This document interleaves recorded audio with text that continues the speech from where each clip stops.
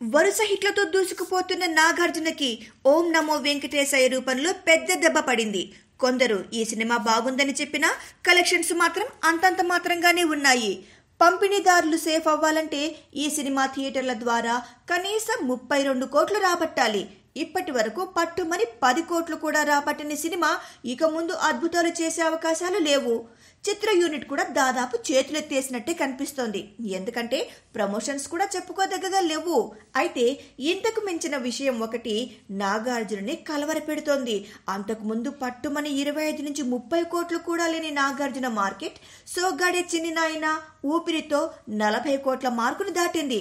ఇప్పుడు ఓం నమో వెంకటేశయ్య పరాజయంతో నాగ్ కథ మళ్లీ మొదటికొచ్చింది. విషయం ఏంటంటే నాగార్జున తదుపరి చిత్రం రాజుగారి గది 2ని కొనడానికి బయ్యర్లు బెంబేలెత్తుతున్నారట.